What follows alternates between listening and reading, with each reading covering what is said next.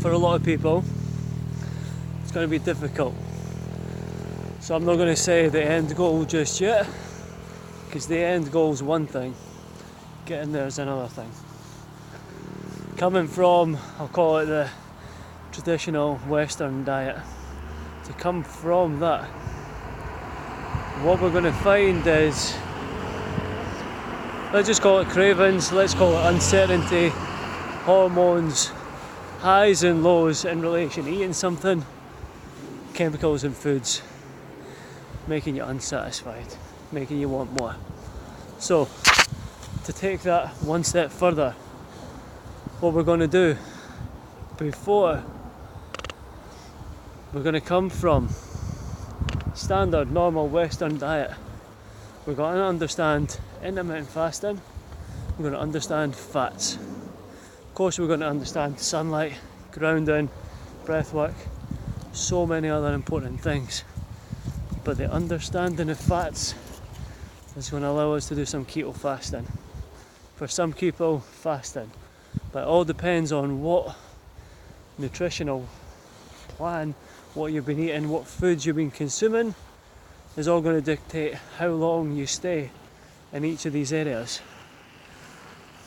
Ultimately, it would be really good if you could spend a little bit of time getting keto adapt, so you're really able to fuel on fats. I'm not talking about meats, I'm not talking about crazy amounts of oils, I'm talking about the high quality omega oils that are in small amounts of nuts and all vegetables, in chia seeds, flax seeds, pumpkin seeds, so many amazing seeds. These amazing oils are going to give us loads of nutrition, allowing us to have meals of sprouts and beans, vegetables, beans, legumes that aren't going to spike our insulin. They're just going to keep us nice and neutral, keep our hormones balanced, keeping us comfortable. This again all depends. If you're coming from a diseased state, this isn't so easy. If you're coming from a place where your nutrition is less than perfect, ultimately it's going to be good when you can have whole days on fruits, berries, watermelons, things that is giving you lots of fuel. Now, the thing with fueling on these kind of foods is what's going to happen is you're going to have sustained energy. The difference from having highs and lows and peaks in your hormones, I have to move for people there. So, once you're keto adapt, yes, you can fuel on fats, yes, you can pretty much still stay in a nice, neutral, balanced place, eating fats, beans, sprouts, lots of highly nutritious food. Highly nutritious food just keeps everything balanced. For me personally, for my quality of life, for my clients, that's why I like to have this balance. It keeps everything comfortable.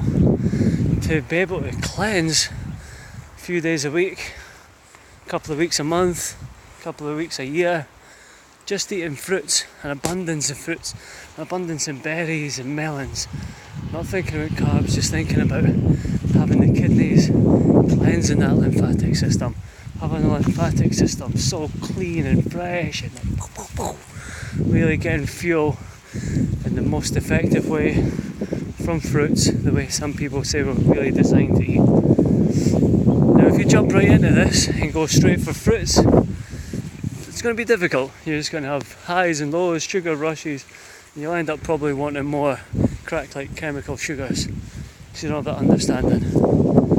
Don't mix fruits when you're in keto. Some berries will work, but you can't go any more than that. Basically, having the keto days separate from the fruit days, separate from the mixed days, and ultimately days when everything's mixed, when you're having a mixture of fats and carbs, not really caring because it's all high quality nutrients. That is the place you want to be at, a place where you can eat and digest place where you understand, I'm now eating, I'm now digesting, I've got abundance of fuel.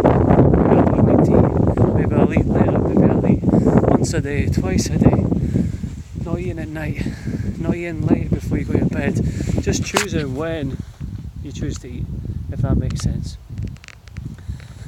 In short, the little journey here, the main point of the video is, it's like people used to ask me as a photographer, what settings do you use? Depends what kind of photo I'm trying to create. Depends where I'm taking a photo. To understand what you're eating, what result do you want? What actions are you doing? What actions are you going to be doing this week? What actions are you doing in the few days following?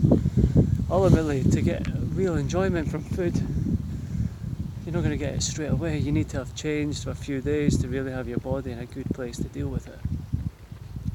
So in short, take the journey, learn each step of the way, because it's those steps of the journey that you're going to enjoy most. So understanding it's a journey, understanding the steps. You're going to start off with your internal dialogue. You're going to start off with things like grounding into the earth, sun exposure in the morning, in the evening, so your biology is right. Avoiding electronics, I'm not going to go into it here. Check out the playlists, check out the Wake Fresh and Thrive, get on at all these things. But ultimately getting the nervous system in a good place with new actions is far better than food. Far better than food, even though food plays a part. And then we're going to start a journey. Then you're going to start to make small changes.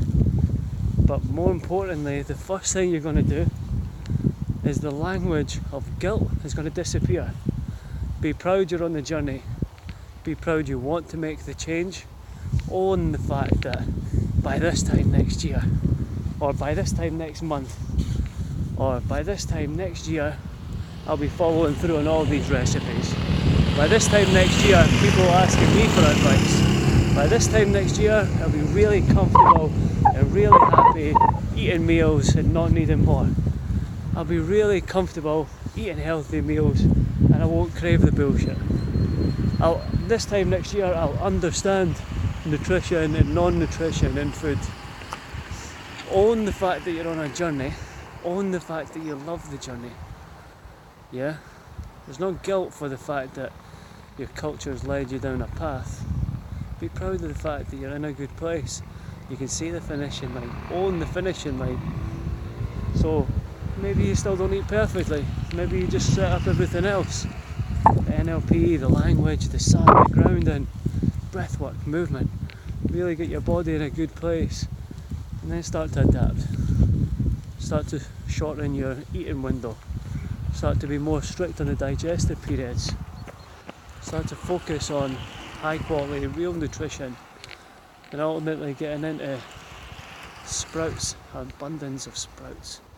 Abundance of beans, raw, organic vegetables. It's a really exciting time.